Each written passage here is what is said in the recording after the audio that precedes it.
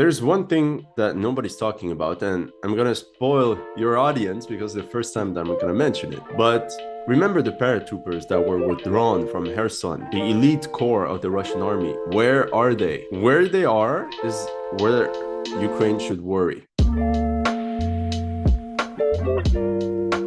How do you think Russia is currently weighing their options with Belarus? Because we saw that Putin, Shoigu, and Lavrov just arrived in Belarus. They're having some big meetings there. I can show everyone this right Mhm. before I went live. I saw this was shared on the Intel Slava Z Telegram. Vehicles in winter camouflage in Belarus, somewhere near the border of Ukraine.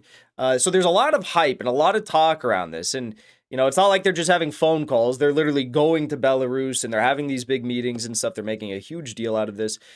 Given the fact that we've seen, the United States start launching drones over deep Russia, getting close to the Engels Air Base, places like this, where they have their strategic bomber fleets, do you think that Putin is about ready to take this into another gear with a large scale winter offensive? And if that takes place, do you think they might include Belarus, or do you think the whole ploy of going to Belarus is a feint strategy to keep Ukrainian troops held down in the north? Well, that's the big question, and everyone is asking me. But I think Belarus is a feint. I don't think they really want to attack there. If Belarus intervenes, it's really at the last moment. They wouldn't do it at this moment. However, the reason why it's a good strategy is if they do intervene, if Belarus does intervene, it's going to be a big problem for Ukraine. So Ukraine cannot ignore this threat. And this is the exact meaning of a diversion maneuver, something that you cannot ignore. Even if you probably know it's fake, the risk of it being true would be disastrous for you because your capital city is a few kilometers from Belarus. Yeah. Yeah. So I think the fact that they all go there is just to increase the pressure by forcing the Ukrainians to take out troops from Donbass and just to spread out their forces. Because from a military standpoint, for sure they could attack, but the problem is, and this is the same for all my analysis, I don't have the numbers of everyone on the ground. Nobody does. So we don't know exactly how many men are in this sector and everything. So from my understanding, there's not enough troops in Belarus to do anything. But maybe the Russians are scamming everybody and they have a million soldiers ready, but I don't think so. There's another aspect that we can't forget is that US satellites, they see everything. So the fact of having this diversion maneuver of hiding troops won't work these days, right? So I think the Russians, they know now that every move of theirs is, you can see it. You can't hide troops. So honestly, in the end, Belarus, I think it's a diversion, at least for now. It wouldn't be that surprising either because I remember, correct me if I'm wrong, but I remember that was kind of like part of the discussion with Busha and what they were doing there and trying to hold down troops there. The Russians had a similar mindset as to why they kept their troops in Busha for as long as they did. It was a diversion to keep troops centered around Kiev, right? Well, I have a different analysis. I think that the Russians did in fact want to capture Kiev and a lot of the big cities, but they didn't expect really a resistance of the Ukrainian military, or at least not that much resistance. So I think what happened is that they kind of got bogged down in Kiev because Kiev is a central position and it's surrounded by forests. So if you look at a map, it's surrounded by forests, which are perfect for Ukrainian infantry. Mm-hmm. And it's the ultimate nemesis of Russian armored vehicles. And at the time, the Russians didn't have drones. They only had very few. So they could barely see anything. So they really got stopped. And I think they saw that the cost of advancing on Kiev would be too difficult. So they pulled back. But it shows the ability of the Russian military to be very flexible. So I don't think a lot of countries would be that flexible by saying, okay, F it, like, just pull back and we restart somewhere else. Yeah. Like imagine the Americans had done that in Afghanistan. F it, F North Afghanistan. F it. It's too complicated. We focus on the South. They would never do that. No, very, very different style of warfare. Um, Also very different places. But if the Russians do go through with some sort of a major winter offensive, which I think most people kind of expect, I don't think most people expect the Belarus is going to be involved, but they expect Russia's going to do something. Nope. There's discussion. I heard Alexander Mercouris talking about this today and speculating, is it going to be, parts of Zaporozhia? Is it going to be Nikolaev moving closer to Odessa? Is it going to be something around Kiev? Who knows? Do you have any speculation? I mean, I know it's just like kind of shooting in the dark because we don't know. Yeah. But well, if you had like a gut idea here, what do you think they might be planning? Well, Mercourse is a very smart man, so we should take what he thinks with great attention. There's one thing that nobody's talking about, and I'm gonna spoil your audience because it's the first time that I'm gonna mention it. But remember the paratroopers that were withdrawn from Kherson, the elite core of the Russian army. Where are they? Where they are is where Ukraine should worry. I have no idea where this Mm, core went. These guys are 30,000, 20 to 30,000 elite troops, okay? They held the line whenever they were asked to do it, right? When everything was collapsing, they stood their ground, despite poor logistics and everything. Where are they? At Bakhmut, we're talking about the Wagner Corps. Where are the paratroopers? So I think the Russians will use the paratroopers as fists to attack somewhere. that would And be very interesting. yeah, I think they're keeping some troops in reserve, so I have no idea where they are. And there's ultimate secrecy. There's nothing online about where they are, and this is what's worrying me in a way that this is interesting. So if anyone has information that as to where the paratroopers are, then we know where the offensive will take place. In my opinion, the Russians are simply going to push Donbass, and this is where they're going to push because the logistics is easier that way. Maybe an attack from the north of Belgorod. I don't know if your audience is well aware of Ukraine's geography, but I think the Russians want to secure the line near the Oskol River. So if you guys know geography, there's the Oskol River that the Russians lost a couple weeks ago. The Russians might want to take it back. But if they do want to launch one attack that would be very destructive, Mercouris is right on Zaporozhye, and I made a video about it. I explained that if the Russians take Zaporozhye and the entire region there, it's GG, well played. It's over. The entire center of Ukraine is in Russian hands, and the Russians are bombarding this area more and more military targets. So I think this is much more likely than Belarus.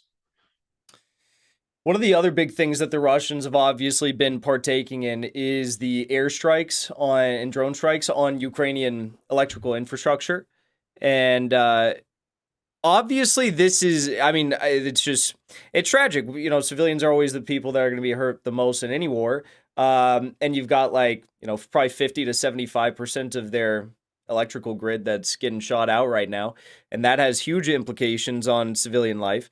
At some point in this winter, and we already are seeing this obviously, but at some point we're probably going to see mass migration, refugee crisis. I would imagine with these Ukrainians, and they'll probably flee to Europe. Assuming something like that happens, how might this change the situation on the ground as fighting goes for both sides? Does having civilians in these cities help the Ukrainians because they can kind of use them as shields? Or are we past that now? Like no one really, cares about this on the Ukrainian side. How might that affect the situation in these key cities? That's a good question, and I think nobody really knows. I saw some people say that they want to keep them in the cities as shields, and it makes sense. And perhaps that's why the Russians are bombing the electric network to get them away from the battlefield. That could be very well be the situation. But as of now, I don't have enough information to really say if it's to drive the civilians away or if it's for other targets. I think that destroying the electrical grid will have implications on Ukraine's military industry, like these huge factories that repair helicopters, that make rockets, that repair vehicles. Without electricity, they can't run. That makes sense. That makes a lot of sense. We just saw also that there was new attacks. I mean, there's been attacks on Donetsk, city center of Donetsk, for years. Let's be frank. But of course, throughout the war, we've seen this as well. We just saw there was a big attack. I saw a lot of videos shared of this on a hospital in Donetsk. I don't know if you saw that, but my question is like, how it seems to me as though this would be one of the most important areas for the Russians to protect. And this would be, the primary goal of them right now, to stop the shelling of the city centers in places like Donetsk, of course. So what did the Russians need to do to make that happen? I mean, we saw that they just took, I saw reports they took Marinka, or the city center of Marinka. Will that have implications on this at all? How are the Ukrainians able to continue launching these, shelling operations on places like Donetsk?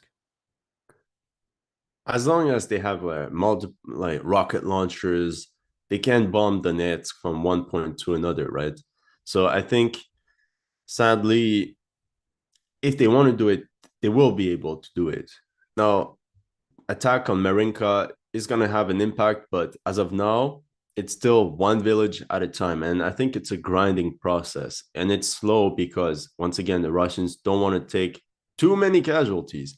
They want to limit. So they bomb the hell out of every village and then they move on. If there's still resistance, they continue bombing over and over. And of course, they want to push the line as far as possible. But the line where they're attacking now, like Marinka and everything, it's also been fortified for close to 10 years, since 2014. So there's tunnels everywhere and concrete bunkers that are extremely hard to take out. So in the end, you need boots on the ground. You need some guys that take out every position one by one. And it takes multiple days for every bunker. So you can imagine how long it might take. Now, the Russians, of course, it's in their advantage to push the line as far as possible to stop the artillery. But for now, they're just going to deal with it. It's tragic, but I don't think it's the main military goal right now. In a way, for them, they're wondering why Ukrainians are wasting their ammunition on this, right? They're already low on ammunition, so they're like, okay, why you keep bombing civilians? Yeah. Or like the wasting any sort of intelligence or personnel on like the terror attacks elsewhere, Crimea or within Russia itself. But there's one thing. You mentioned the missile attacks. The same way we had a question about where the paratroopers, these elite soldiers. The question is, why hasn't Russia really bombed the bridges on the Dnieper River? Because if the bridges go down, it's going to be like a reverse battle of Kherson. In Kherson, the big problem was that the bridges were constantly targeted. And eventually, from a logistics perspective, it was too complicated. And if the bridges collapsed, the Russian troops would be stranded. But what about the same situation? 80% of Ukraine's army is on the east side. If the bridges are blown up, what then? They're stranded. But the thing is, why hasn't Russia really tried to bomb the bridges? This is the biggest question I have. And so the audience, if you know, let me know in the comment section. I mean, I don't, who knows, but common sense would kind of indicate to me that maybe if they want to keep those bridges intact, that would take them further west. Maybe they want to leave the door open of potentially doing that, whether they have a serious intention of doing it or not. But what happened when the Russians retreated from Kherson? The first thing they did was to blow up the bridge. Do you think the Ukrainians will actually leave the bridges intact if they retreat from it? They already destroyed bridges north of Bakhmut, preparing something. Right? North of Bakhmut, they destroyed 3-4 bridges, meaning that the Russians can't take them, and the Russians are far away. So we can be sure that if the Russians approach these bridges, they're going to be blown up anyway.